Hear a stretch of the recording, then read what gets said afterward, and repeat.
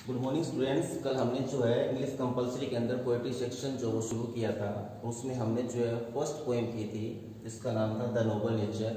आज हम जो है सेकंड पोएम जो वो शुरू करने जा रहे हैं। सेकंड पोएम जिसका नाम है ए बॉयज सॉन्ग। ये पोएम जो है इसके पोएट जो हैं उनका नाम है विल्फ्रेड विल्सन गिब्सन। ये पोइट का नाम, थोड़ा सा इसके पोइट के बारे में जो हम परिचय जान लेते हैं। इनका बर्थ यानी कि जन्म जो है वो हुआ था 1878 के अंदर। डेथ इनकी जो है हुई थी 1962 के अंदर।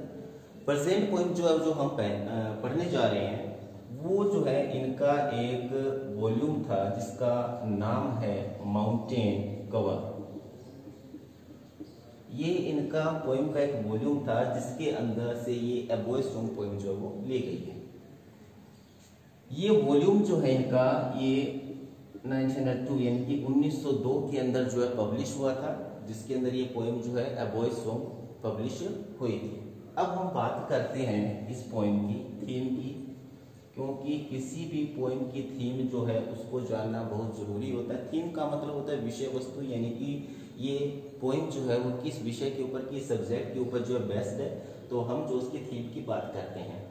थीम जो है इस पोएम की वो डिपेंड है टोटली फ्रीडम के ऊपर। फ्रीडम का मतलब होता है स्वतंत्रता, यानी कि इस पोएम के अंदर कवि जो है वो हमें ये बताना चाहता है कि प्रकृति के अंदर रहने वाले सभी प्रकार के जो प्राणी हैं, जैसे ह्यूमन बींग्स है, बर्ड्स हैं, एनिमल्स हैं, प्रत्येक को जो है प्रकृति ने एक स्वतंत्रता का एक जन्मसिद्ध अधिकार दिया। अब यूं मान लीजिए स्वतंत्र रूप से जो है वो उन्होंने जन्म लिया है और उनको स्वतंत्र रूप से रहने का भी पूरा क्या है अधिकार है प्रत्येक प्राणी को जो इस प्रकृति के अंदर है।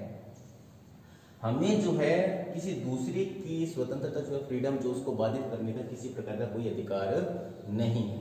हमें जो है दूसरों की स्वतंत्रता के अंदर जो इंटरफेयर नहीं करना चाहिए, लेकिन फिर भी जो है हम करते हैं। मनुष्य जो है ह्यूमन बींग्स जो हैं वो जो है दूसरों की स्वतंत्रता के अंदर इंटरफेयर करते हैं। जैसे हमें कोई पक्षी जो है बर्ड है जो है हमें पसंद आ गया, जैसे पैरट होता है, पिजन होता है, कबूतर है, तोता है, हमें पसंद आ गए तो हमने जो है उनको क्या कर लिया, पिंजरे में बंद कर लिया अपने आनंद के लिए, अपनी खुशी के लिए। जबकि ऐसा नहीं होना चाहिए, क्योंकि वो भी जो है प्रकृति के तहत स्वतंत्र रूप से जो है क्या है उन्होंने जन्म लिया है, तो उनको भी स्वतंत्र रहने का अधिकार है। अन्य कोई जैसे एनिमल्स हैं, जानवर हैं, जैसे कोई रैबिट है, खरगोश है मान लो, या डॉग्स हैं, कुत्ते हैं, या कैट्स, बिल्लियाँ जो हैं, उनको भी हम जो अपने आनंद के लिए जो अपने घरों में जो उनको पालतू बना कर छोड़ लेते हैं, तो ये जो है सही नहीं है। तो इस पूरी पोएम की थीम जो वो डिपेंड करती है फ्रीडम के ऊपर, स्वतंत्रता के ऊपर। कवि जो है इस पोएम के अंदर वो ये कहना चाहता है कि जो बर्ड्स जो हैं, पक्षी जो हैं, जिस प्रकार से मनुष्य पृथ्वी के ऊपर जो है बड़े आराम से स्वतंत्र रूप से रहता है, ठीक उसी प्रकार से पक्षी जो हैं, बर्ड्स जो हैं, उनको हवा के अंदर, हवा का मतलब एयर, यानी कि आप इसको कह सकते हैं स्काई, यानी कि आसमान के अंदर जो उनको उड़ने का, स्वतंत्र रूप से उड़ने का पूरा क्या है अधिकार है। तो हमें जो उनको वहां पर उड़ने देना चाहिए। हमें इन पक्षियों के लिए किसी प्रकार का कोई केज यानी कि पिंजरा जो है वो पिंजरे में इनको बंद नहीं करना चाहिए। इनके लिए हमें किसी प्रकार का कोई ट्रेप का मतलब जाल जो है वो हमें नहीं बिछाना चाहिए, क्योंकि ये सारे पक्षी जो हैं ये भी क्या है स्वतंत्र है।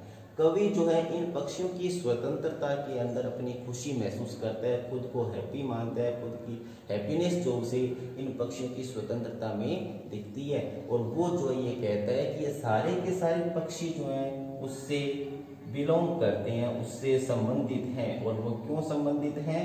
क्योंकि कवि ने जो है इन पक्षियों को न तो इनके लिए कोई जाल बिछाया है इनको पकड़ने के लिए, न जो उन्होंने किसी भी पक्षी को पिंजरे में बंद किया है। इसलिए सारे के सारे पक्षी जो भी स्वतंत्र हैं वो सारे के सारे जो हैं इसके पोइट से जो है, कवि से जो वो संबंधित हैं। और कवि जो है इस पोएम के अंदर हमें दो पक्षियों के माध्यम से जो है इस पोएम को समझाता है, ईगल यानी कि बाज या चील जिसको आप बोलते हैं वीगल में बाज, और उसके बाद में दूसरा जो है ब्लू टीट। इन दो पक्षियों का जो है कवि इस पोइम के अंदर जो है इनका वर्णन करता है, इनके बारे में हमें बताता है। अब आप ये देखिए ब्लू टीट जो होता है ये छोटा पक्षी होता है, छोटा पक्षी। आप एक स्पैरो जो है इसे मान सकते हैं लमसम, और ईगल जो है बड़ा पक्षी होता है। और दूसरी बात छोटा पक्षी तो ये कम ऊंचाई पर उड़ता है, ये कम ऊंचाई पर उड़ता है, और ईगल जो है ये बड़ा, ये बहुत ज्यादा ऊंचाई पर उड़ता है, बादलों से ऊपर जो है ये होता है। तो इन दो के माध्यम से जो है कवि इस पोइम के अंदर जो हमें स्वतंत्रता के बारे में बताना चाहते हैं। चलो हम पोइम पढ़ते हैं, और पोइम जब पढ़ेंगे तो सबसे पहले हम पोइम को पढ़ेंगे, उसके बाद हम इसकी राइम स्कीम देखेंगे, फिर हम इस पोइम का जो है एक्सप्लेनेशन जो वो देखेंगे। देखिएगा, because I set no snare but leave them flying free, all the birds of the air belong to me, from the blue tit on the slope to the eagle on the high, uncaged they come and go for my delight.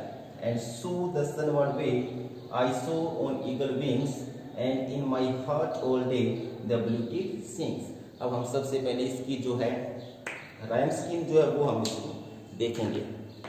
Rhyme scheme देखिएगा, last word. Rhyme scheme का मतलब कल आपको मैंने बताया था कि किसी भी पोएम की जो लाइन होती है उसका एंडिंग वर्ड जो होता है उसकी साउंड जो है वो नेक्स्ट आने वाली लाइन या उससे नेक्स्ट वाली लाइन या किस लाइन से जो है मैच करती है वो हमें जो है देखना होता है। तो लास्ट में देखिएगा स्नेयर, यहाँ पे फ्री, यहाँ पे एयर, यहाँ पे मी। स्नेयर एयर यानी कि ए, इसको हम ए नाम दे दिए हमने। फ्री ई की साउंड आ रही है तो बी, यानी इसकी साउंड इससे क्या हो गई है, भिन्न हो गई है। एयर स्नेयर यानी कि इसकी साउंड इससे मिलती है तो ए बी, इसको वापिस पुनः हमने क्या नाम दे दिया ए, और ये मी जो किससे मिलता है फ्री से, तो हमने इसको नाम क्या दे दिया बी। ठीक इसी प्रकार से नेक्स्ट स्टेंजा में देखेंगे तो यहाँ पे आप देखिएगा लास्ट में है slow height go and delight, फिर से वही ए बी, सॉरी इसको हम जो है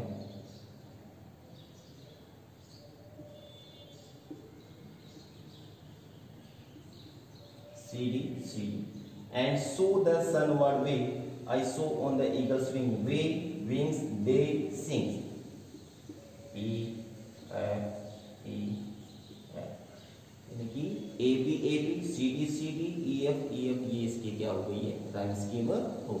अब हम इस पोएम को जो आप पढ़ते हैं कि because I set no snare the poet wants to say to us that the poet doesn't set any snare for the birds, यानी कि because I set no snare, snare माने होता है जाल, ट्रैप ना। कवि क्या कहता है कि मैंने जो है किसी भी प्रकार, देखिए बिकॉज इशू यानी कि रीजन जो है वो बता रहा है, बिकॉज मैंने क्योंकि मैंने किसी प्रकार का कोई स्नेयर जो है जाल जो है, स्नेयर का मतलब जाल जो मैंने नहीं बिछाया है पक्षियों के लिए, but leave them flying free, leave का मतलब छोड़ दिया है, देम माने उनको, है ना, देम माने उनको, फ्लाइंग माने उड़ने के लिए, फ्री माने आजाद। मैंने किसी प्रकार का कोई जाल जो वो सेट नहीं किया बल्कि उनको मैंने छोड़ दिया है आजाद उड़ने के लिए। देम माने उनको, किनको, देम किसके लिए है, बर्ड्स के लिए, पक्षियों के लिए, उनको मैंने आजाद छोड़ दिया उड़ने के लिए। All the birds of the air belong to me, all the birds of the air, आसमान, एयर का मतलब स्काई, आसमान में उड़ने वाले सभी पक्षी जो हैं वो मुझसे बिलोंग करते हैं, बिलोंग माने संबंधित हैं, टू मी माने मुझसे। क्यों, अब इसको थोड़ा स्टेंजा को आप घुमा करके देखिएगा कि all the birds of the air belong to me because I set no snare but leave them flying free, क्योंकि मैंने जो है उन पक्षियों के लिए किसी प्रकार का कोई जाल नहीं बिछाया है और उनको हवा में आजाद उड़ने के लिए छोड़ दिया है, इसलिए सारे के सारे पक्षी क्या मुझसे संबंधित हैं। कहने का मतलब आसमान में उड़ने वाले सारे पक्षी क्या हैं, मुझसे संबंधित हैं। सपोज कीजिए कि आपने किसी पैरट को अपने घर में पिंजरे में बंद कर रखा है तो वो पैरट जो वो आपसे ही संबंधित है। कहने का मतलब आप उसके ऊपर अपना पोजीशन दिखाते हैं, उसके ऊपर अपना अधिकार दिखाते हैं कि ये पैरट जो वो मेरा है, जबकि आसमान में उड़ने वाला पैरट जो है उसके ऊपर किसी का पोजीशन नहीं होता बल्कि वो सभी से संबंधित होता है। ठीक इसी प्रकार से पोइट जो हमें बताना चाहता है कि मैंने किसी पक्षी के लिए कोई स्नेह जाल जो वो नहीं बिछाया है, इसलिए मैंने उनको सबको जो है स्वतंत्र रूप से उड़ने के लिए आसमान में छोड़ दिया है, इसलिए सारे सारे पक्षी आसमान में उड़ने वाले जो भी पक्षी है वो सारे सारे मुझसे संबंधित हैं। First stanza. सेकंड स्टैंजा देखेंगे आप कि from the blue tit on the sloe. अब दो पक्षियों की जो ईगल और ब्लू टीट की बात की थी, यहाँ स्टैंजा में बात करेंगे कि from the blue tit on the sloe. Blue tit ये पक्षी का नाम है और द स्लोए, स्लोए होता है जंगली बेर की झाड़ी जो होती है उसे हम स्लोए कहते हैं, जंगली बेर की झाड़ी।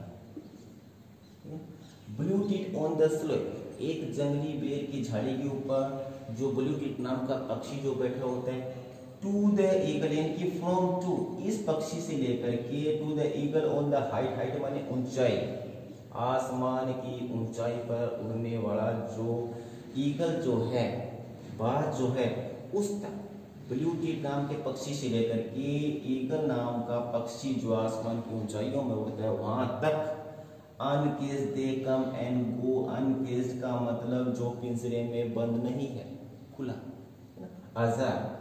अनकेस्ड दे कम एंड गो, वो आते हैं और वो जाते हैं क्योंकि वो स्वतंत्र है, कभी भी आ सकते हैं कभी भी जा सकते हैं। अनकेस्ड है वो फॉर माई डिलाइट, मेरे आनंद के लिए, मेरी खुशी के लिए, मेरी हैप्पीनेस के लिए वो आते हैं और जाते हैं।